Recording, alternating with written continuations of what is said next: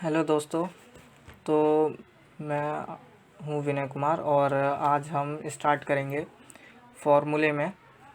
हमने पिछली क्लास में जैसे कि हमने वीलुकअप किया था, तो और आज हम करने वाले हैं इनडायरेक्ट। जैसे कि यहाँ पे आपको दिख रहा होगा कि वीलुकअप में ये कई सारे फॉर्मूले लिखे हैं वीलुकअप के, जिसमें इनडायरेक्ट यूज़ हो रहा है।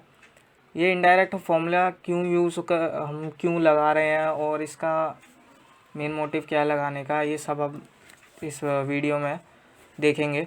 सबसे पहले हम समझते हैं कि ये इनडायरेक्ट जो हमने इस फॉर्मूले में लगा रहे हैं, यहाँ पे ये कई सारे फॉर्मूले लिखे हैं और इनमें हमने इनडायरेक्ट का यूज़ किया है वीलुकअप को लगाते समय। तो ये वीलुकअप करता क्या है, तो यहाँ पे हम वीलुकअप को समझेंगे थोड़ा कि वीलुकअप करता क्या है और ये फॉर्मूला क्या है। वीलुकअप को समझने से पहले, जैसे कि अगर आपको किसी सेल में, जैसे कि ये आपके सेल होता है, ठीक है, तो जैसे कि अगर आपके कोई सेल में कोई वैल्यू लिखी है और आपको कहीं वैल्यू वो लिखनी हो, तो उसके लिए हम सिंपली क्या करते हैं, इक्वल का साइन लगाते हैं और उस सेल का हम रेफरेंस देते हैं। जैसे कि इक्वल लगा के आप इसको रेफरेंस दे दिए, तो ये यहाँ पे जो भी वैल्यू लिखी होगी वो आ जाएगी। ठीक है, जैसे कि मैं यहाँ एंटर दबाता हूँ और यहाँ पे कुछ लिख के दिखाता हूँ आपको। हमने इसका रेफरेंस दिया था और मैं यहाँ 2 लिखता हूँ, यहाँ देखिए अपने आप ही 2 लिख के आ जाएगा।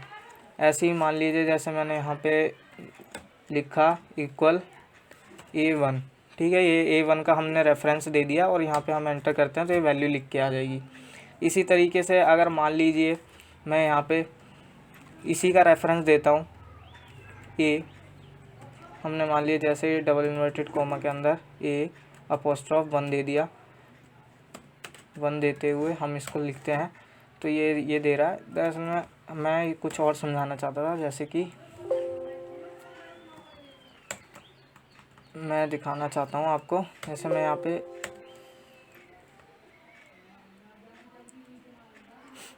A1 देता हूँ और ये यहाँ पे वैल्यू दे देगा, ठीक है। इसी तरीके से अगर मेरे को किसी और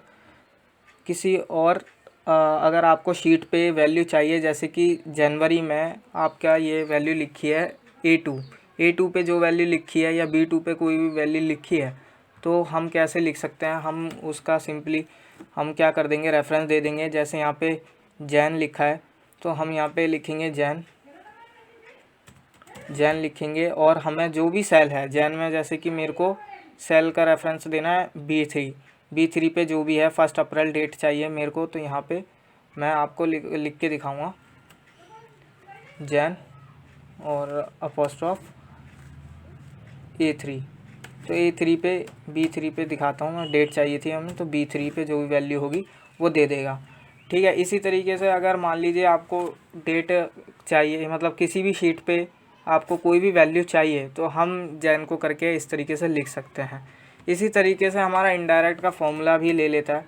इनडायरेक्ट जो क्या करता है, इनडायरेक्ट जब हम लगाते हैं तो ये मांगता है रेफरेंस टेक्स्ट हम कैसे देंगे, उसकी में हम लिखेंगे जैसे डबल इन्वर्टेड कोमा, मेरे को फिर से दोबारा से जनवरी में जो B3 है, जनवरी में जो डेट थी, जैसे कि हमने पिछली बार B2 निकाली थी, इसी तरीके से हम निकाल के दिखाता हूँ कि इसमें मान लीजिए मैंने यहाँ पे मैनुअली लिखा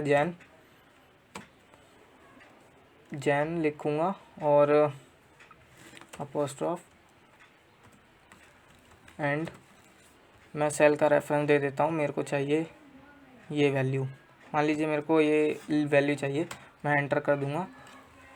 एंटर कर दिया, ठीक है, यहाँ पे ये आ गया, इसको काटेंगे और एंटर कर देंगे और ये रेफरेंस में दे देगा वैल्यू डबल इन्वर्टेड कोमा,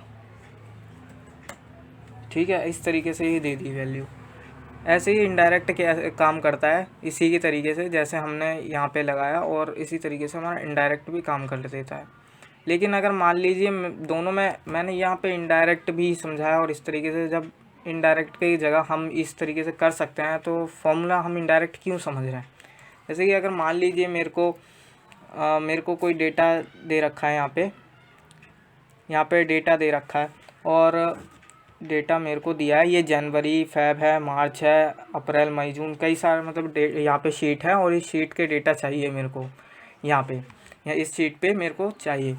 और मैं वीलुकअप का मान लो फॉर्मूला लगा रहा था, ठीक है, मैं वीलुकअप का फॉर्मूला लगा रहा हूँ और मैं लुकअप वैल्यू देता हूँ, लुकअप वैल्यू मैंने दी ये, ठीक है, यहाँ पे ये है तो लुकअप वैल्यू ये दे देता हूँ।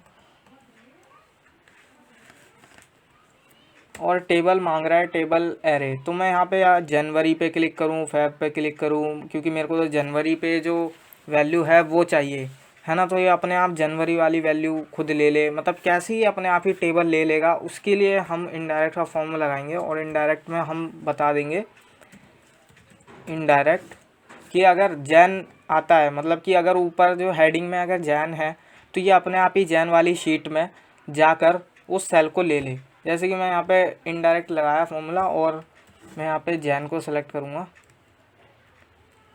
जैन, या खुद ही यहाँ पे मैनुअली नहीं लिखेंगे हम, यहाँ पे हम क्या करेंगे, ऊपर जाएंगे, इसको सेलेक्ट करेंगे एंड डबल, और यहाँ पे हम अपोस्ट्रोफ, और मेरे को जो भी सेल चाहिए वो मेरे को यहाँ पे सेलेक्ट करना पड़ेगा। सबसे पहले मैं इसको फ्रीज़ कर देता हूँ, इसको फ्रीज़ कर देंगे हम।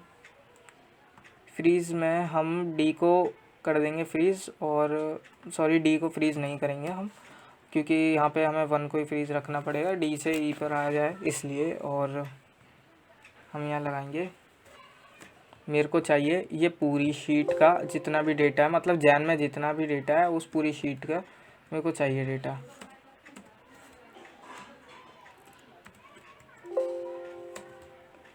सॉरी ये दिक्कत क्या हो रही है इसमें, यहाँ पे मैं एंड लगा के, और मेरे को पता है कि वो ए से लेकर आई तक है, तो मैं यहाँ पे ए से लेकर आई के लिए रेंज लिख दूँगा ए टू आई।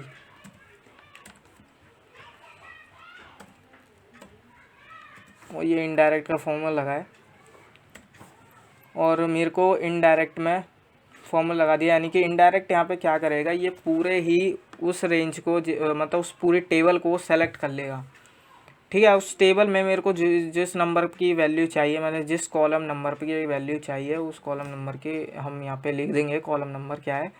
तो मैं कॉलम नंबर लिख दूँगा, अभी रुकना, सबसे पहले मैं अभी ये कॉलम नंबर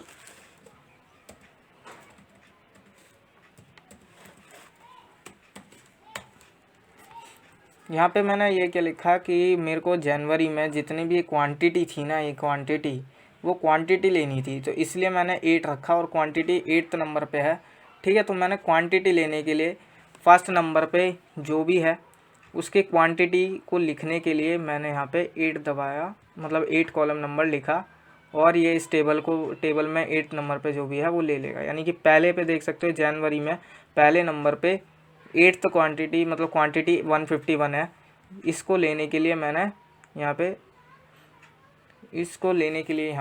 8 दिया था। और अगर मैं मान लीजिए इसको नीचे तक ड्रैग करता हूँ,